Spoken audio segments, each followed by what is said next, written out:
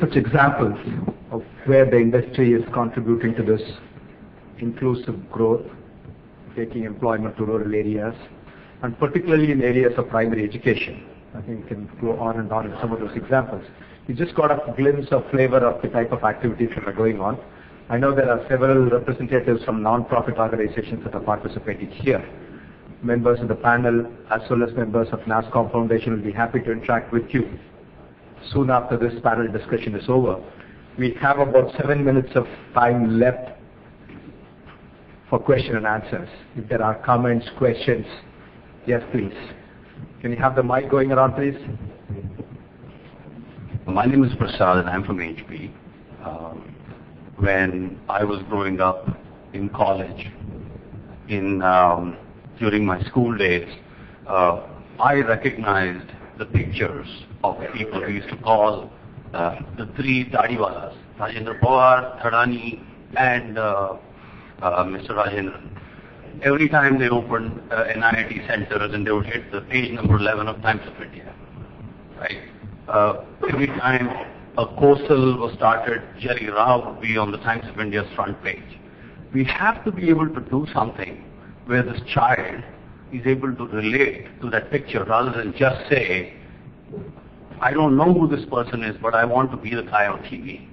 That probably should be the goal. I think we have all the tools, we have all the solutions, all the processes. We need foot soldiers, and I think we also need a mechanism to be able to have these children, these little people from remote villages, be able to relate to these pictures and start using them as examples and derive self-inspiration. So I think that's one area that I would like to hear more as to how can we do that. I just want to tell a story. Someone who visits Tirupati every year with the family from the north has been going to Chennai and driving down. And he told me the story more than 10 years ago. Halfway stopped there places to have tea, coffee and lunch. Many of us had stopped there. And one day he had gone with his family and this smart young boy was serving tea, coffee. So they found it a little odd. He said, what do you do? He said, I work here. He said, all day, no, I work half day. What do you do the rest of the day? He said, I'm studying computers. So this guy was very intrigued. So he said, where do you study computers? He says, 15 kilometers away. How do you go there? How to bicycle? And then so the discussion went, he says, why did you go all the way to study computers? And he says, I want to become Bill Gates. So my point is, the inspiration is already there. You know, that doesn't drive me so much. And media is doing it, TV is doing it to people. The question really is, how do we try and construct workable models to reach out there? Right? And how do we make it possible? So that, for example, the 10 companies are working on the DLC. It was a challenge to get them to send their HR person there. But the person who came there, he said, I'd rather be doing this than anything else. So it is that first step. So now I'm really waiting for these 30 kids to go into the 10 companies, to see how they socialize, to see how the rest of the people accept them. Because companies will have to be tolerant for a certain period of time. And if out of 30, even 20 work well.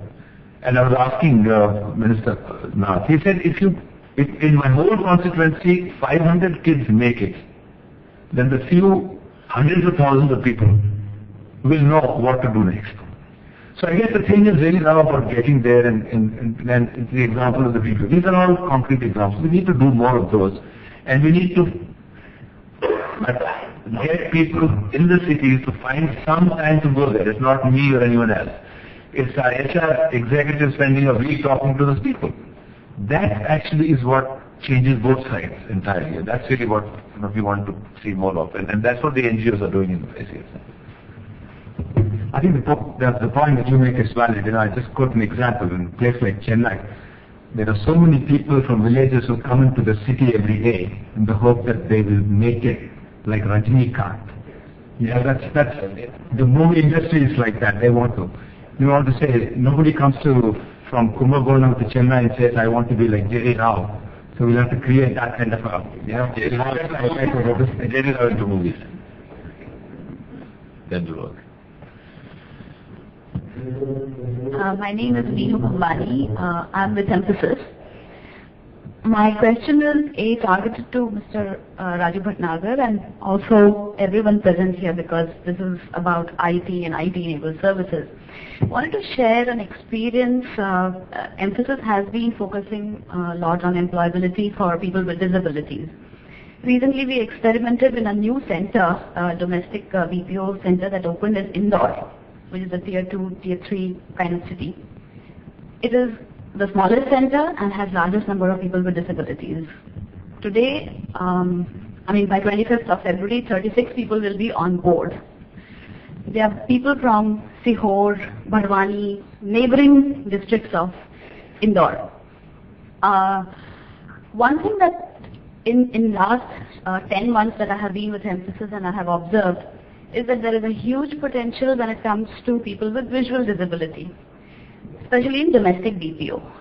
But the technology is not accessible. For example, in domestic BPO, the calls are in local language, most of them in Kannada or Gujarati, but we are not able to tap that talent. There are only 2 screens that need to be juggled, but yet the JAWS software, which can be made accessible to mainframe and other application tools, we don't even know if we can test them because most of the data is on client server, etc., etc. I'm not sure how many companies have addressed that issue and if anything is being done about that. Thank you. I didn't mention while I was talking, but currently with us we have about 5 to 7% of our employees who are physically challenged. They are not audio or visually challenged. We don't have anybody on our rolls as yet. In the rural locations that we have, we don't have any physically challenged individuals at the moment because the amenities that would need to be created in the rural centers for them to say, for example, to go to the washroom are not there at the moment. So rather it becomes embarrassing and awkward for those individuals. So that's not something that we've done, but at a company level we do that. For me that has been a struggle personally. I'm a person with disability myself, and that has been a barrier in hiring people with disabilities because we feel that our infrastructure is not prepared, so we don't hire them, leading to discrimination. That's a very valid point. So sometimes I feel that if once we have people on board, we change systems and we create facilities, and that has been a good example in Emphasis. So just one concrete suggestion. There is a guy in Bangalore, Professor J.R. Isaac, some of the IIT Bombay guys will know. He had a student while at IIT who was visually impaired, and now he's one of the sought-after scientists in the US. Now this guy is in his 70s, but still intellectually, I think physically very active. I'd be happy to give his address. You will want to engage him because he was with us for 10 years at NIT. And he actually built a technology for the spastics, which got Prime Minister's award, and we donated that technology to the Spastic Society.